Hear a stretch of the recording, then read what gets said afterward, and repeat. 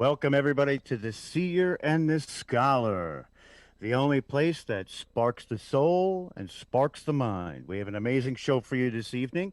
We have a very special guest, but first I'm going to let Melinda say hello. How are you, Melinda?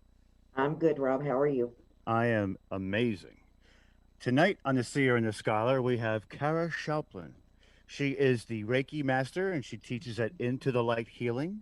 She is a paranormal investigator at Our Paranormal Journey. Cara, how are you?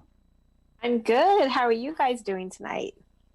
Excellent, excellent. So exciting to have you here.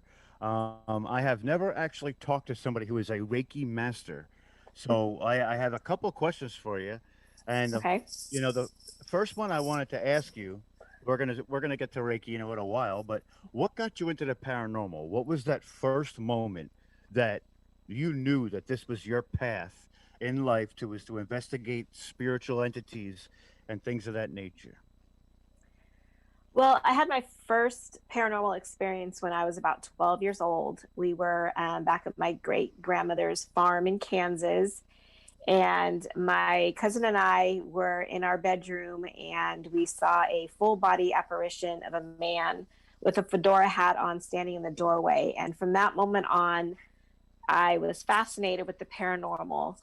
Um, I didn't really get into investigating. Probably about 10 years ago, we were having a lot of stuff happen in our own home. And I had a friend who was an energy healer, and I pretty much had her on speed dial. We had some, I mean, you name it, we had it happen in our house. We had doors opening, lights turning on, armoire doors that you have to have a key to open, they would open. We even had an armoire fall over. Which Really? is, yeah, we even ended up having an exorcism in our house. We had so many things going on. And during that time, my friend, her name is Julie, she actually helped me realize that I'm a light worker. So she taught me that I'm able to help spirits and energy. And so, that's when I kind of started my journey. We started investigating. Then we kind of decided that since we were able to help the spirits in our house, we decided that it was probably time for us to help others in our situation, and help them with what we learned in our own experiences. So so it's been about 10 years since we decided that we wanted to start investigating. Excellent. That's amazing. 10 years is quite a long time. That's for sure. So, Kira, now I have a question. Yes. Whenever you help spirits, what exactly do you do? What is your So process? so I can help spirits cross over. And the thing is you can't make a spirit cross over if they don't want to. Most of the time, if they don't want to cross over, it's because they're afraid.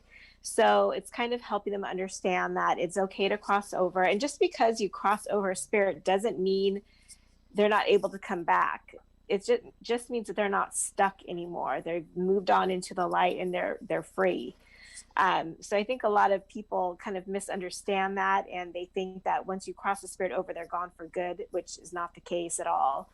And just kind of helping them understand that it's okay to go. You're not going to be judged. It's okay. Your family's waiting for you. And then most of the time, they do decide that they do want to cross over. But they still can come back. So it's up to the people to protect themselves, and to prevent that spirit from coming and bothering them again. But one thing that we do is also we educate people, and we help them understand it's okay to coexist with a spirit. You don't, just because you have a spirit in your house, it's not bad. I mean, TV and the movies make it scary or evil, which is not the case the majority of the time. So that's one thing that we also do.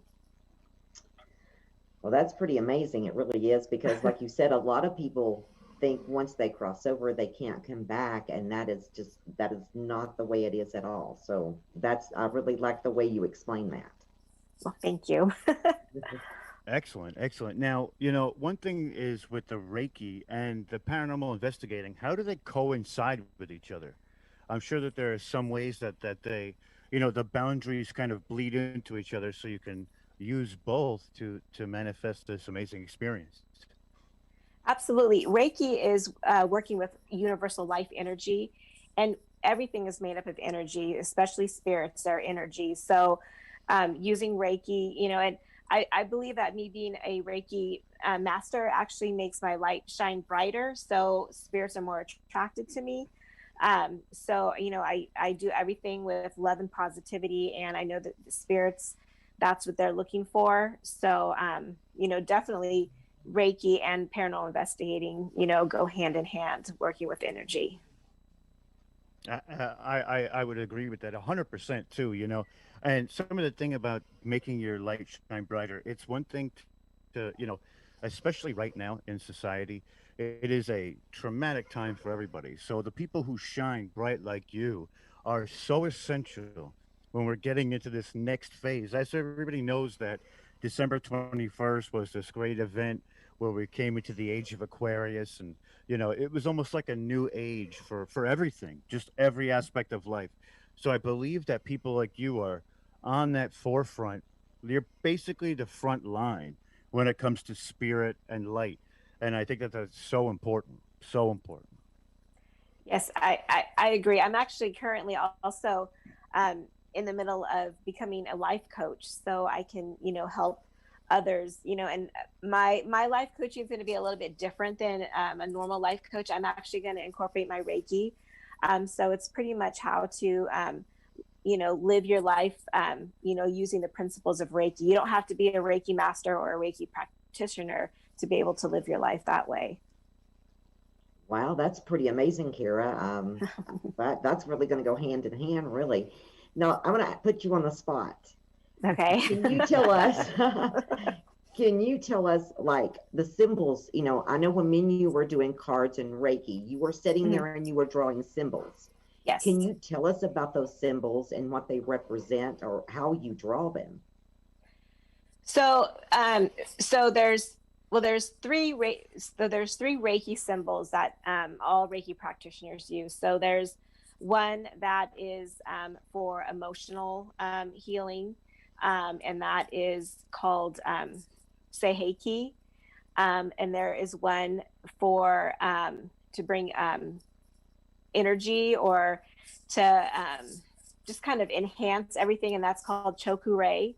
And then there is another one when you're sending distance Reiki, which we were doing when we were doing that together, and that is just to be able to send Reiki. Like I can send Reiki to someone across the world because it's energy. They don't have to be here in the same room with me, or I don't have to touch them. Because it works with everybody's energy. And then there's a fourth symbol, which is the Reiki master symbol. So that kind of enhances all of the other symbols. So only Reiki masters are attuned to that symbol. So those, so when I was doing that, so I do distance Reiki different ways. So the way we were doing it is I would write down somebody's name. I would write the master symbol first, and then I would write it 3 times, and then I push it in to kind of just like push it into their name. Then I would do the Choku 3 times, push it in, do the Seiheki 3 times, push it in, do the distance, the Honshase Shonin symbol, push that in 3 times, and then I end it again with the master symbol and push that in 3 times. And so that sends Reiki to that person. I can also do it with their picture. I draw the symbols on their picture, or I can do more in-depth distance Reiki sessions where I do it on Zoom, and it's just like they're here in with me. I have them lay down, they listen to meditation music, and I actually have this teddy bear that I have stuffed with crystals.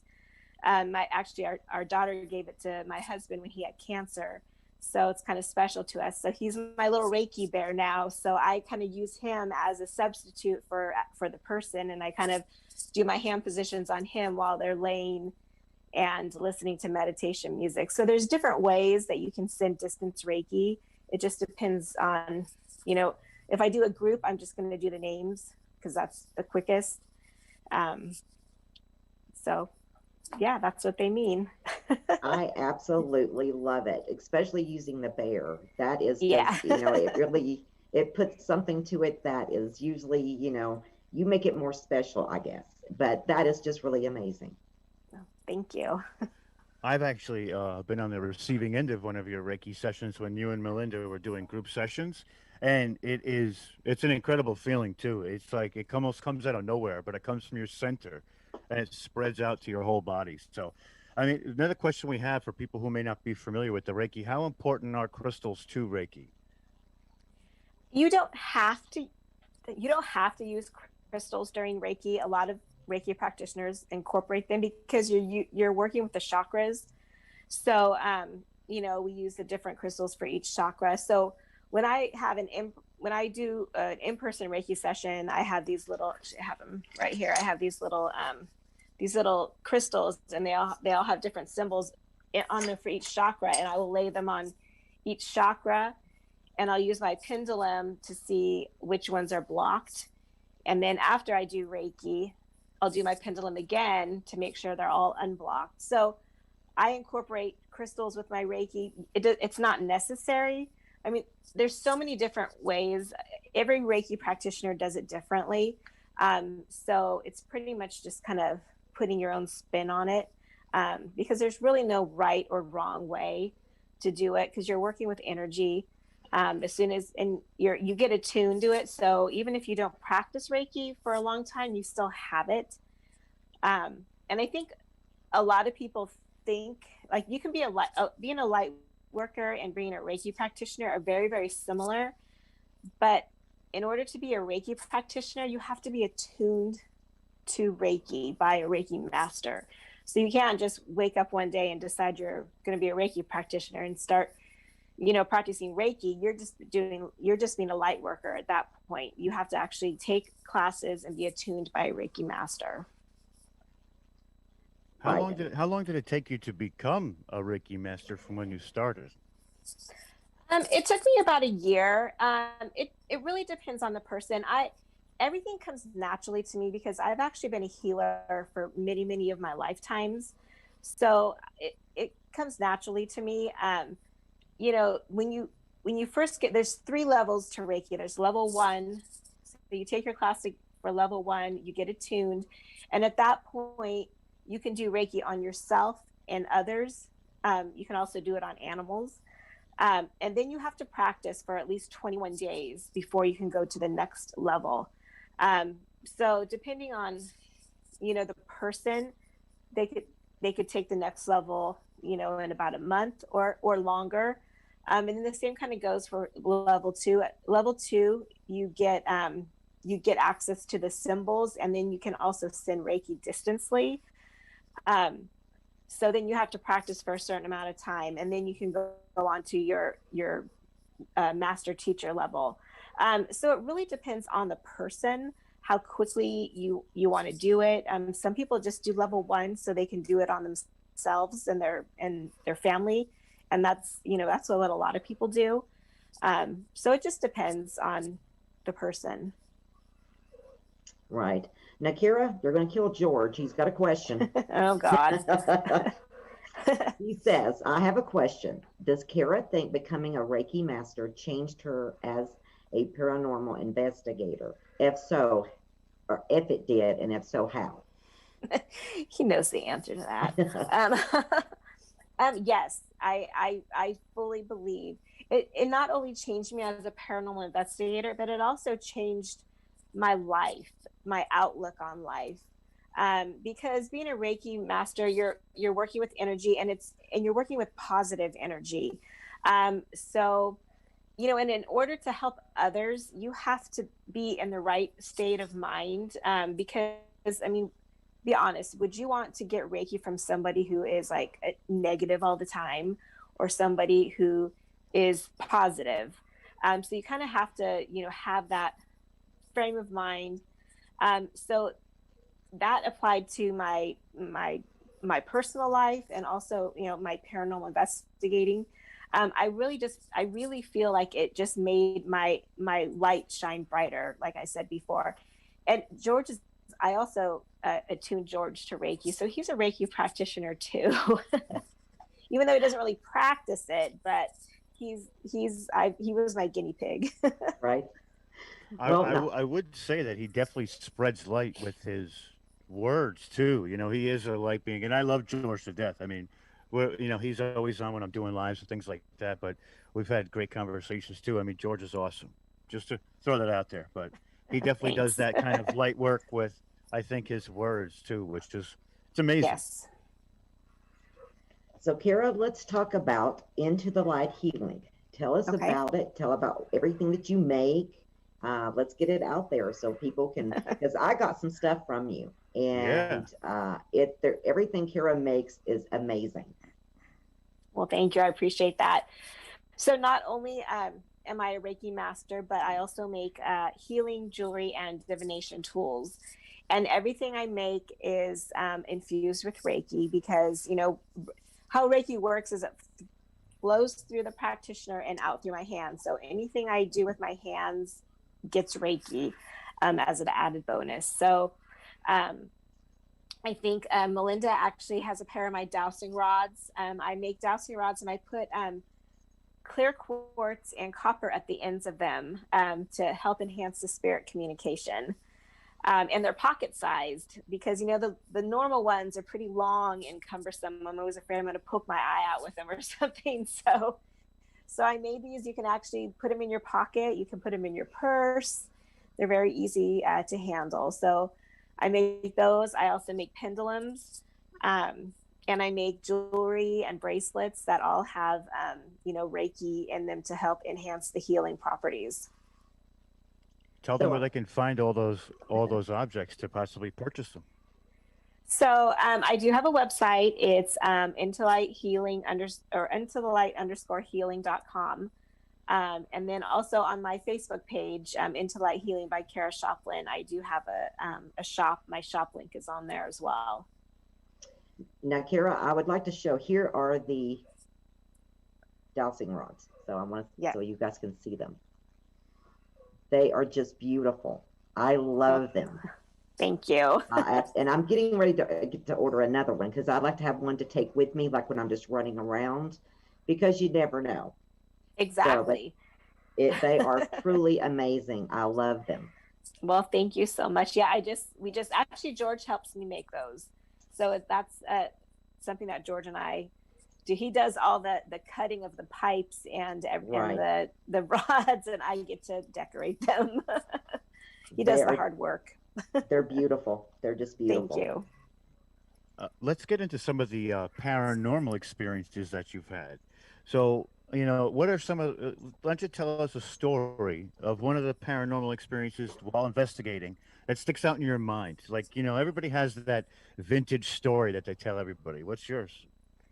Well, this one actually is our very first investigation that we went on together when we decided that we're going to start investigating. We started off going to, haunted hotels in our area, and we went to this place called the Sutter Creek Inn. It's a bed and breakfast in Sutter Creek, California, which is in gold country.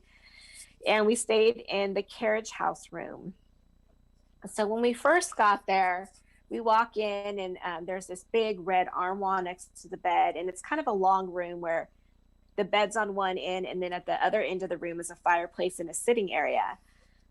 Well, we walk in and there's not much to do. Actually, it was during when we had like some really bad wildfires.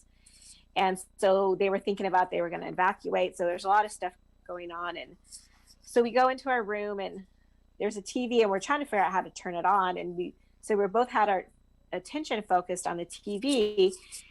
Well, I turned around and the armoire door was wide open. And I was like, oh, okay, that's weird.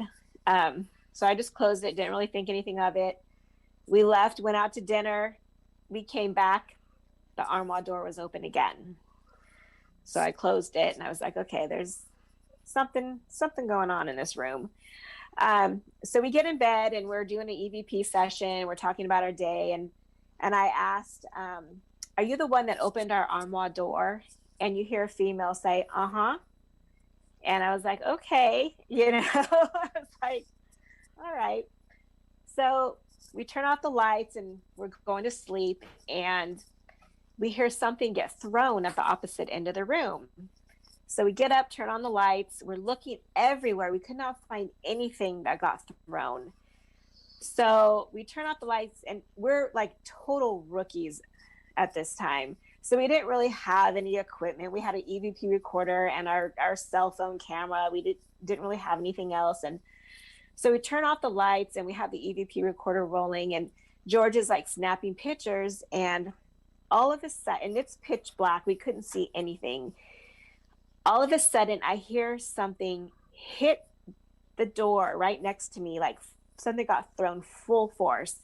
And I was like, Hubba, hubba, hubba, did you hear that? And I was like freaking out. Actually, I think I said, what the F was that? So we turn on the lights, and there was one of those hard cork coasters in the middle of the floor. And in looking back at pictures, we see that coaster on the nightstand next to the bed, and it got thrown full force, across the room. And I was just like, oh, I was scared, like, oh my God. So finally we calmed down. Took us about 30, 45 minutes. Okay, we have to go to sleep now. So we turn off the lights, we go back to sleep, and we hear something get thrown again. And at that point, I was like, okay. I said out loud, I said, you know what? We need to get our beauty sleep. Can you please stop? We didn't hear a thing for the rest of the night. That next morning, we get up, and there was a hard Jolly Rancher candy in the middle of the floor that had been on the dresser next to the door. So that's what got thrown the second time, because we didn't get up that time to search. So that was like our very first, and we weren't even really investigating. We were just staying in a haunted hotel. So that really kind of sparked our need to paranormal investigate. So that was one of my really memorable experiences. And looking back on it now, I laugh because I was so scared, and I was just like, like listening back at the EVP, I was like, oh my gosh. But I mean, it's perfectly natural. I mean, that you get scared and startled when something happens and you're not expecting it. So, and anyone that isn't a normal person. Well, of course, natural human reaction to just about anything is fight or flight. Right. You can't explain it. It's human nature to do that. So I mean, I just think it's funny that the spirit decided to leave a candy for you in the middle of the floor. Like, sorry Yeah. about that. Well, and it listened to me when I said, hey, we need our beauty sleep. Can you please stop? I think that has to go back to how you approach places too. You guys came in there, it was nice, and then you spoke to, the little girl and everything like that. So it was pretty. It's a pretty amazing encounter, if you ask me. I think it was pretty awesome. Yeah, I wish that things like that would happen all the time, but they don't. So right, right. No, definitely not. Okay, Kira, I've got a question. So now, you can help remove negative energy, attachments, etc. Now, what is your process in doing that? Do you use Reiki in it? I mean, what are your steps in doing that? So now that I'm a Reiki master, yes, I definitely use Reiki. When I go, like, say I'm going to go into a home and I'm going to do a cleansing on a home, I actually, as soon as I walk into the door of each room, I actually draw the Reiki symbols in the air. So it's just like if I'm, sending Reiki to a person, you can send Reiki to a place, a house. You can even send Reiki to your car. Like, you can send Reiki to anything. So I definitely use Reiki when I'm doing a cleansing or a clearing. And I use my pendulum a lot, when I'm doing that kind of thing as well, of course, because I connect to my spirit guides and have them help me in my, the archangels and all of that. So I do definitely incorporate Reiki into everything that I do. Wow, that's pretty amazing. Now, do you offer classes? I mean, do you teach? Can you make someone else a Reiki master? I can. I do it all on Zoom right now, but I definitely can do that. I actually have someone at the end of the month that is going to do level one. So yes, I can can I do might that. Wow, I might take you up on that. I think I might be inclined to do some of that. I think it's a really good practice, and it it is. has a lot to do with almost like a meditation as well, right? Like a calming of the soul and the body and Yes, the stillness of it all. And who can't use that right now? I mean, everybody can use exactly. that. And it's pretty amazing because everybody has a different experience when they're receiving Reiki. Because when I first became a Reiki practitioner, I was, practicing on George, and and I would ask him, okay, like, tell me like what you're feeling, what you're seeing. Um, and every time was something different. Like one time he saw a woman, um, and then another time he thought I was holding his hand, but I was actually never even near his hands. So he felt like I was holding his hand. Um, when I first became a Reiki master, that night I did a Reiki session on George, and before I even touched him, he felt a jolt of electricity go through him, and he literally jumped off my table. And I was just like, what is going on? He's like, what did you do? I'm like, I didn't do anything yet. So it definitely, when you become a master, your energy does, uh, get stronger. But, some people see lights. Some people hear people talk. Like I've had clients say, they heard people talking to them. So I had a friend that I did it to, and she said she saw angels. Some people Wow. see like purple or blue or white lights. So everyone's experience is different. And sometimes people don't experience anything, and that's normal too. So everything's different. And even like, and some people don't feel anything. And that doesn't mean that Reiki's not working. So, kind of to explain what Reiki is exactly is so it's life energy, and what it does is it it releases any energy or pain, whether it be emotional or physical, that does not serve your higher good, and it releases that from your body and it replaces it with the Reiki life force energy. Um, that's all it is. It can help with pain, with emotion. It's not a diagnosis, and it doesn't replace any medical or, other type of therapy that you're getting. It does enhance it though.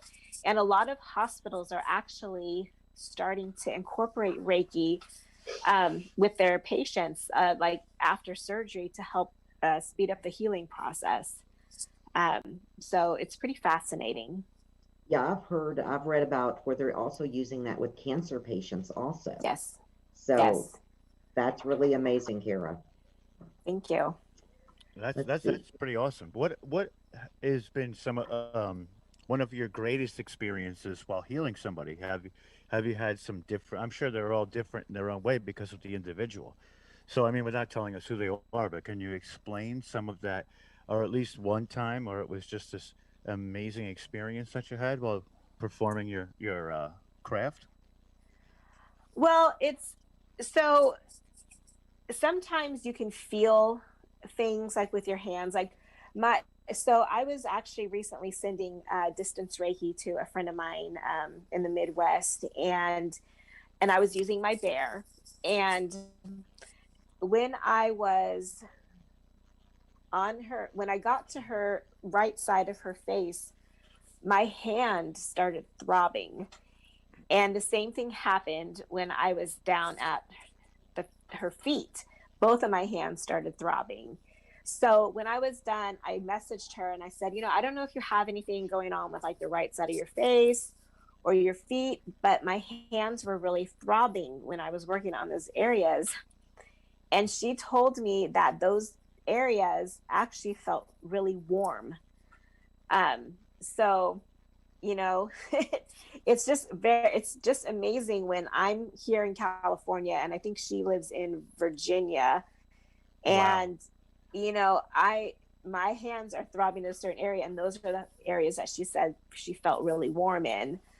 Then I had another patient I was actually at a holistic fair, and I do mini Reiki sessions there. And this person, I was just doing a quick 15-minute session, and it was a guy, his wife made him do it. He wasn't really like into it, whatever. But she made him do it. So when I got to his stomach area, my hands started to tingle.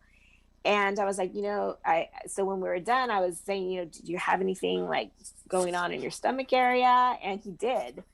So it's really interesting how like I can feel certain things, even like if they're across the United States. I mean, it's there's no way to explain it. No one knows really how Reiki works, but it's just, when things like that happen, it really validates it, because, yeah, you can say, oh yeah, okay, I'm sending you Reiki, but how do you really know it's working? I actually have a friend who's also a Reiki master. She lives in Canada, and she was complaining of a migraine. So I asked her, I said, okay, do you want me to send you Reiki? And she said, please. So I sent her Reiki, and it worked. Her headache went away, and she told me that my Reiki came to her like as bells. She heard bells when I was sending Reiki to her. So it's really validating when another Reiki master, gives me feedback. Well, absolutely. Yeah. I mean, I've had instances where I was able to use my hands to heal my girlfriend of some sort of ailment, and my mother too. So I don't know if that classifies as Reiki, but if we look at the fundamentals of what you're saying is it's life energy, right? We know energy can't be destroyed. So it can only be transferred to something else. So maybe, is this just me theorizing while we're sitting here? Maybe you're giving some of your soul or light force to them because you are of the healthy and of that person. Your source goes into their source, brightens them to where they need to be, and then it comes back to you for like a recharge. Well, the thing with Reiki is it doesn't use my energy at all. It flows through me into whoever I'm working on. Gotcha. Yeah. So, and then like another thing too, George, he gets back pain a lot from his job, and he'll come home or he has bad knees. So he'll come home and he'll say, oh gosh, my knees really hurt or my back hurts. So I will give him Reiki. And as soon as I'm done, he's like, oh my God, I can move again. So it's just, it's unexplainable, but I just think, and actually I was able to do that before doing Reiki. So you can do energy work like that without being a Reiki practitioner, but for it to be actual Reiki, the life force energy, you have to be attuned. But you can, like you said, you were able to do it to your girlfriend. I was able to do it to George before I became a Reiki master. So you can do a little bit of that without being a Reiki practitioner. Awesome. So now, Cara, do you use the Reiki on investigations? If so, how do you incorporate that into the investigations? Well, the funny thing is we really haven't been on many investigations. As a group. Right. So, I mean, I haven't really incorporated Reiki, per se on my investigations yet, but I mean, I do, of course, ground myself and protect myself. And, if we do come across anything negative or anything in an investigation or a location, I would definitely, incorporate my Reiki and, help change the energy. But yeah, I haven't had the chance yet to really do that, or the need to. Well, I guess that's good in a way. And then, So, well, I mean, because George and I, when we investigate, we don't really come across a lot of negative things. And I really believe that is because of our positive energy, because, it's the simple law of attraction. What you get, what you give is what you're going to get. Absolutely. If you come in, if you go in negative, that's what you're going to get. And I know some people that they're always like, oh, well, gosh, we always come across these negative entities. And I'm like, well, it's because like it's how you are. Like they're rude and they provoke, and that's, that. And when you do that kind of stuff, spirits are less likely to interact with you, especially in a positive way.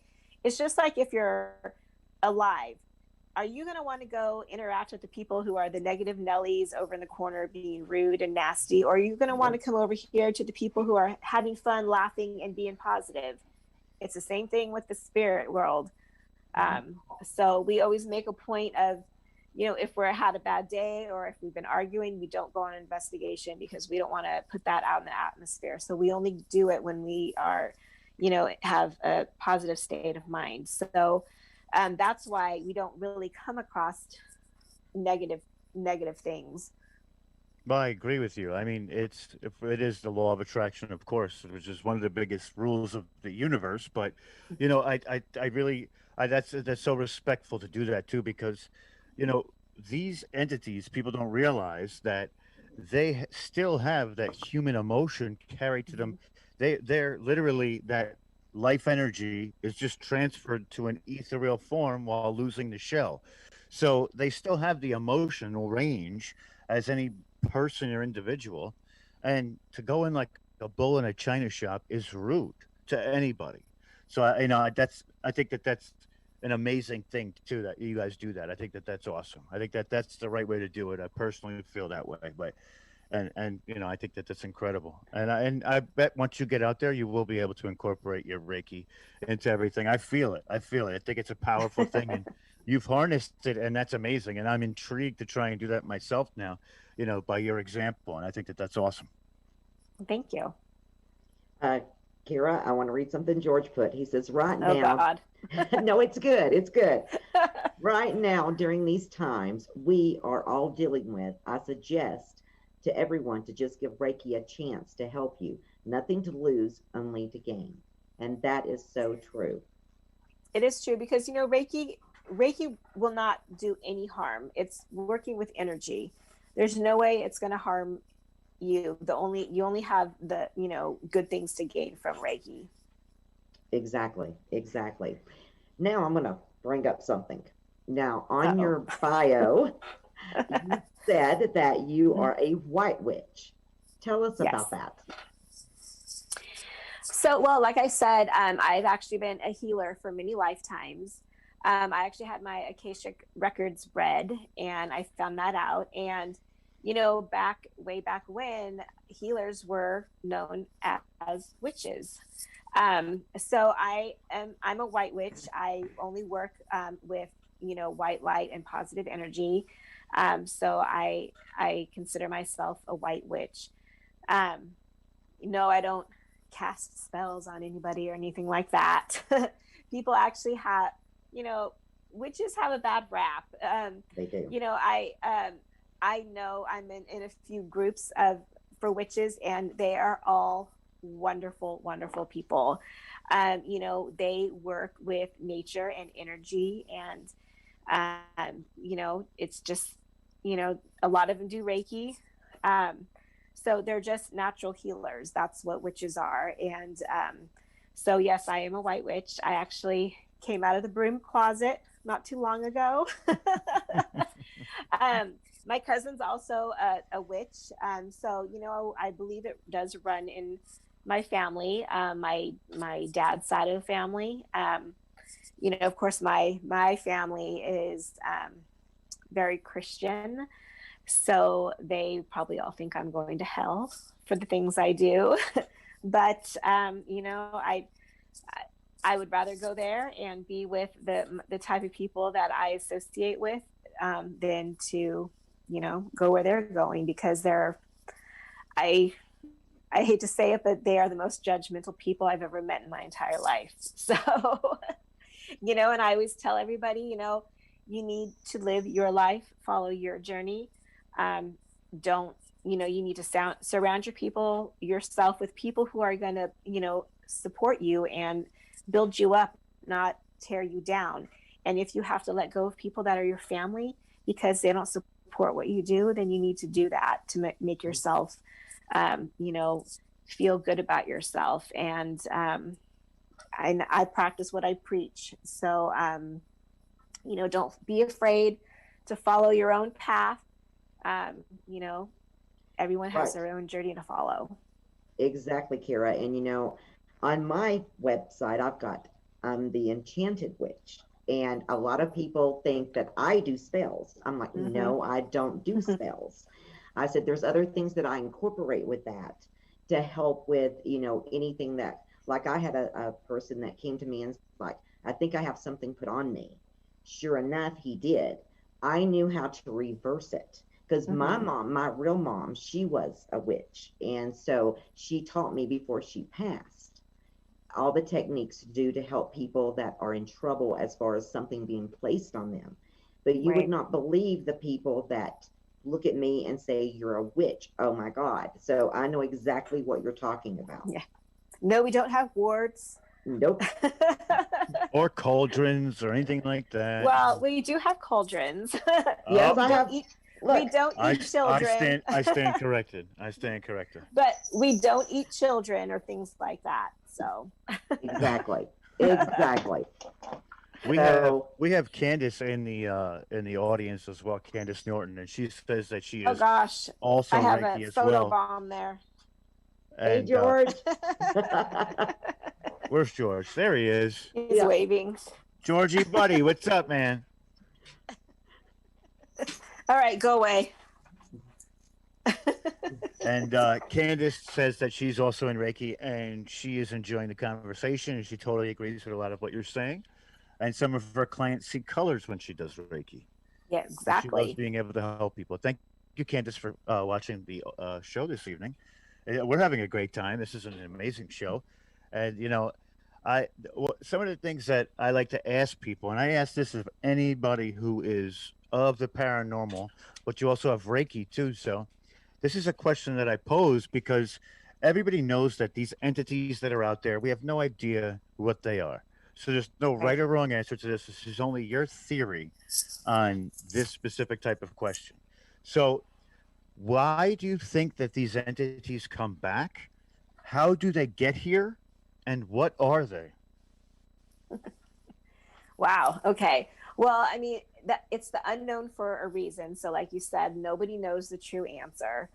I feel like the ones that are able to come and go, I personally feel like if you, as a living person, if you are thinking about someone that has passed away, that is when they're going to come to you. You might not feel them or know it, but they can.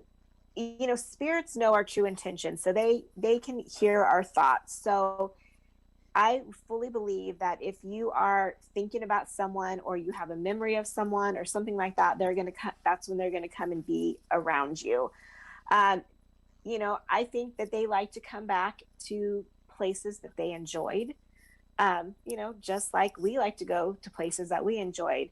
We have a couple of resident spirits that are in this house. They actually had lived here in the past. The neighborhood we live in have a lot of original owners. So we've actually been told about one of them. We know his name. We know he liked to fish, and we've actually interacted with him. So I feel like they come because, this is where they were familiar with. Maybe sometimes they might have unfinished business. Those are the ones usually though that are trapped here. But and that's just my opinion. Nobody knows the right answer. How they get here, their energy, they can come and go however they feel. You know, what was the other part of the question? It was how do they get here? Okay. Why do they come? And what Okay. are they? I think you They're, covered just about yeah. all of it. I mean, their energy. I mean, I know there are things that are not spirits. I mean, I know there are demons, but you know what? To be honest, my opinion is they are not around as much as people like to think. I think a lot of people think a frustrated spirit is a demon. My opinion is if you're living and you're trying to get someone's attention and they're ignoring you, what are you going to do? You're going to get mad. You're going to throw something. You're going to slam a door. You're going to push them. You're going to scream. You're going to do something to try to get their attention. I feel like that a spirit is the same way. And they're just trying to let you know that they're here. They need help, you know, and they're frustrated because most people can't hear them or see them. So they act out, you know, and they get called a demon. That's just my opinion. I've never actually, you know, yes, we've come across some frustrated, you know, angry spirits, but we've never come across, you know, something evil. So, I mean, there's a lot of different things they can be, but I think for the most part, spirits are energy. That's what they are. And then, you know, energy, you can't explain how energy works. Like I said, when I send Reiki, I'm here, I send it to someone in Canada. There's no explanation. It's energy. It can go wherever, however, whenever it wants to. I do like your answer to that whole question. I think it was awesome. I asked that of everybody because I just like to see what everybody thinks. There's no real, like I said, right or wrong answer. Right. And I think everybody's opinion is super like valid. So it's like, well, what we can do is we can all put those things together and maybe come to some truth about the whole thing. But I totally agree with you too, is that a lot of people out there, and we stress this all the time too, that there are so many people that say, oh, it's dark, it's this, it's a demon. 9 times out of 10, it's aggravated because they aggravated it on the way in. Right. You know what I mean? It's the truth. And exactly. Even a disgruntled spirit is not dark. It's just Right. mad. It has emotion. And Exactly. a lot of people label it, oh my God, it was so bad. It was so dark. You're wrong, man. You're just Right. wrong. Flat out. I'm sorry. Not to be the bearer of bad news, but, you know. No, I agree. Yep. So, Kira, what do you have any? First of all, how do you get in how would if someone is interested in taking your Reiki classes? How do they just contact you, or how would you want them to do that? They can just message me on Facebook. Okay. All right. And you offer all of them, right? 1, 2, 3. I do. Okay. Mm-hmm. Okay. I do it all. And then starting in February, I'm going to start offering my life coaching sessions as well. Oh, wow. That's amazing. That's wonderful. So do you have anything coming up or anything that you would like to share with everybody? The only thing we really have, I mean, there's not really a whole lot of things going on, but the one thing that we are doing this year is we're going to be at the Texas Paracon. I believe it's August 13th and 14th in Dallas, Texas. So we will be there as presenters, and I'll also have my jewelry there. And so far, we haven't really made any plans for this year. We're just kind of waiting for everything to get better, and we just kind of stay in our bubble right now and go to work and home, and that's pretty much it. If you had the ability to go anywhere and investigate anything, what would it be? You know, George and I have been talking about this, and I would really love to go to the UK and investigate. And it's so funny because we talk to people, and, you know, everyone is jealous of everyone else and where they live. Like, we live in Northern California, and we live about an hour away from the gold country where the gold rush was. And there's a lot of stuff there. But, you know, we're always like, oh, well, we want to go to Waverly Hills, or we want to go to Gettysburg, or we want to go to the UK. And all those people are like, well, we want to come to California. You know, so it's like everyone wants to go everywhere else. But I would really love to go to the UK, you know, because they have such amazing history, and everything is so old, you know, out there. I just think it would be fascinating to go there. The castles, the abbeys. Yes. Oh, yes. Man, I get it. And you're right. Everybody does think the grass is greener on the other side. Exactly. Personally, the one thing that I want to do is I want to go into Japan and go to the suicide forest and figure out what's going on there. That's like, yes. By the time I am 75 years old and I'm done, I will have done that. Maybe not figured it out, but I'll be there, you know, and Yeah. I really want to like get into it scientifically, you know, spiritually. I want to figure it out. And I'm going to Yeah. use That every would be, facet at my disposal to make sure we get it done. yeah, Well, the that would be place amazing. the place I want to go to is Skinwalker Ranch. Oh Oh, yeah. yes. Yeah. I want to go there very badly. So Yeah. That would be very cool. it I would. Well, There's so much going on at Skinwalker Ranch too. And I think we're right up at the end of the show. And mhm. Cara, I want you to say some final words to the people. And it was such an amazing episode having you on. I had so much fun. This was such a great talk and a conversation. I respect the hell out of you, and you know, I respect your husband too. I love you guys to death, and you guys are just some of my favorite people on the planet. So Aw, well, thank you so much. I appreciate that. And thank you guys so much for having me on. I am very honored. I love Melinda to death. You know, we had a great time when we were doing our readings in Reiki. We should maybe do that again sometime.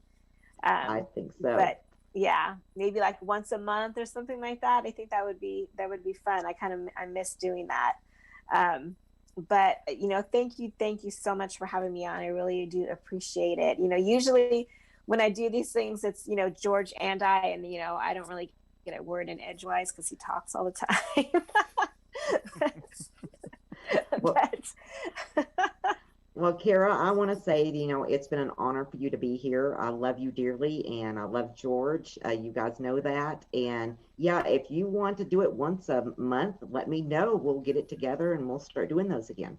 all right, well, and sounds anytime good. you want to come back and just hang out with us while we're hanging out with other people, or you just want to come yourself, you're always welcome. Mhm. Well, thank you so Without much, without Rob. George, George can come by himself at another time. He might not like that. Well, you know, I mean, we can have both of you. We've had each of you now. Now we can bring on both of you and then start the cycle again. That's true. We can definitely do that. Well, thank you guys so much. This hour went by so fast. It does. When you're having a good time, time flies, right? It does Yes. And when you're it having really fun. did. It was very, very fast. I just want Yes. to take this time also to, just so everybody knows, to go to Enchanted Psychic Visions on YouTube. Follow, subscribe, and like the videos, please. We also have Full Spectrum Universe, and that's also on YouTube. You can go there and subscribe as well. You can also go to Global Enlightenment Radio Network, where you can find a bevel of different shows to your liking. If you can't find something there that you don't like, or something if you can't find something that you like there, then I don't know what you're looking for. So I just want to say thank you to everybody that joined us this evening. We've had a blast. You know, we respect you guys so much. And Melinda, thank you for joining us again tonight. You are always a pleasure to be around, as well as you, Cara. And I'm just thankful for being here and being able to bring this show to people. So thank you, everybody. I hope you all have a good night. Good night.